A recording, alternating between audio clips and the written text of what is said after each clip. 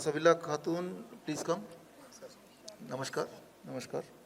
और आप असम से आए हैं? आसाम से आए हैं? यस।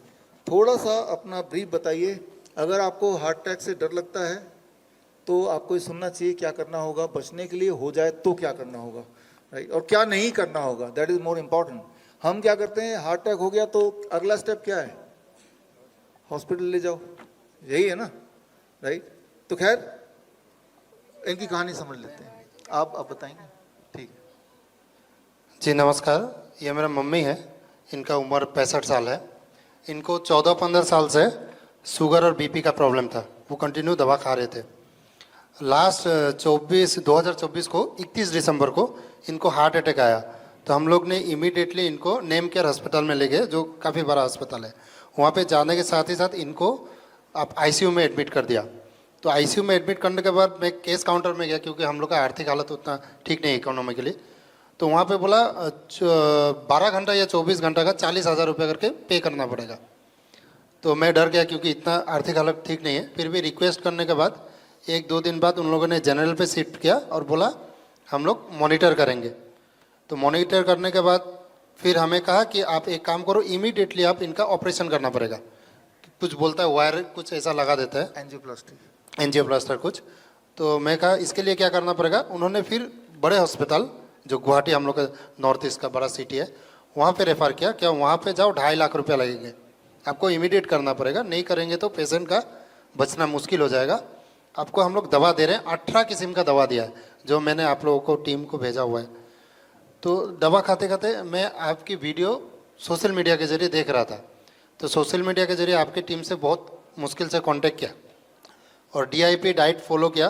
और सर हार्ट अटैक से पहले पहले माँ का जो शुगर था वो 300 था खाली पेट में, और खाने के बाद 500 था, और बीपी भी लगभग 170 से 190 के आसपास रहता था। और 6 महीने पहले डॉक्टर को रेगुलर ट्रीटमेंट करता था, तो डॉक्टर ने कहा इनको गैस्ट्रिक अल्सर हो गया फर्स्ट स्टेज। तो इतना सारा बीमारी, अभी कोई डॉक्टर बोल रहा है बड़ा हॉस्पिटल में जाओ, हार्ट के लिए तो आपको सर्जरी करना पड़ेगा जो भी है, और बीपी और शुगर के लिए डोसेस बढ़ाने पड़ेंगे।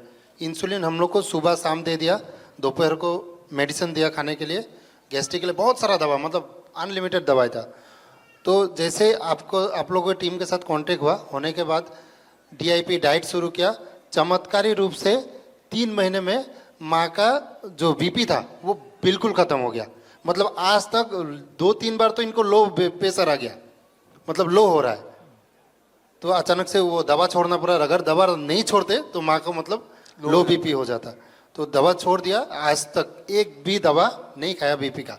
शुगर 95% ख़त्म हो गया, बिल्कुल भी। थोड़ा 5% इसलिए मैं बोल रहा हूँ, बाकी है मम्मी कभी कभी आप डाइट चीटिंग करते हैं, मतलब कुछ कुछ अलग से चीज़ खा देते हैं, तो उसके वजह से शुगर आपका 200 का आसपास रहता है खाना खाने के बाद।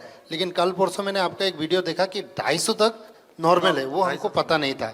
हम लोग को डॉक्टर ने बोला था 150 का ऊपर गया तो आपको दवा खाना है, 150 का ऊपर गया अगर शुगर तो आपको दवा खाना है, 150 रहना चाहिए खाने के बाद। और हार्ट का अभी तक 2 महीना लास्ट हो गया सर, एक भी दवा नहीं खा रहा है, कुछ भी प्रॉब्लम नहीं हुआ, ना हमें कोई ऑपरेशन करना पड़ा, ना कुछ महंगा इलाज के चक्कर में जाना पड़ा। सिर्फ डॉक्टर बीआरसी सर का मतलब गाइडलाइन से इतना कम में इतना बड़ा बड़ा बीमारी से आज़ादी मिल गया कि मैं सोच भी नहीं सकता। इसके लिए बहुत बहुत शुक्रिया। और एक छोटा सा स्टोरी है सर, 3 महीना पहले मेरा एक दोस्त है, उसका किडनी 82% खराब हो गया था। तो उनको डॉक्टर ने कहा कि 3 महीने बाद वो एक्सपायर हो जाएगा, मर जाएगा। 25 ईयर्स का लड़का है, मेरा पहचान का है। तो मुझे आपके बारे में मम्मी ठीक हुआ तो कॉन्फिडेंट में मैं उसके पास गया, तो उन्होंने कोलकाता में आपका ये क्या करता है किडनी ट्रांसप्लांट के लिए बात किया था 20 लाख रुपए में। तो मैंने कहा तुम्हारा पास टाइम कितना है, बोलता है 2 महीना बाद मैं मर जाऊंगा। तो ट्रांसप्लांट के लिए रेडी किया। मैं कहा सिर्फ 10 दिन दो, अब बीआरसी सर का टीम से बात करो, आप वो डाइट फॉलो करो, रिजल्ट देखो, फिर आप ऑपरेशन कर लेना जो भी करना है।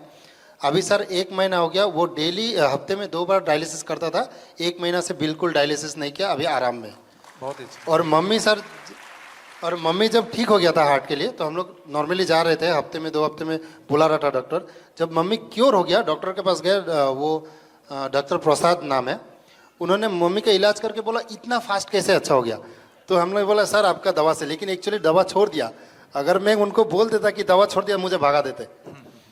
तो उन्होंने प्रिस्क्रिप्शन में लिख के दिया अभी आप मेरे पास आओ ही मत, मेरा दवा कंटिन्यू चलो, 6 महीना बाद आना कुछ टेस्ट के बाद। लेकिन मैंने उनको नहीं कहा कि एक्चुअली आपका दवा छोड़ दिया हमने, मैं सिर्फ जनरल चेकअप के लिए गया था कि मम्मी अभी ठीक है कि नहीं। अब आपका उनको पता चल जाएगा ये लाइव चल रहा है ना। तो सर आप ही को बचाना पड़ेगा, क्योंकि वापस तो जा नहीं पाऊंगा। होप कि उन तक ये वीडियो ना पहुंचे, पहुंच भी जाए तो बीआरसी सर जिंदाबाद है, टेंशन नहीं है मुझे। Thank you sir. Thank you thank you thank you thank you. नमस्कार।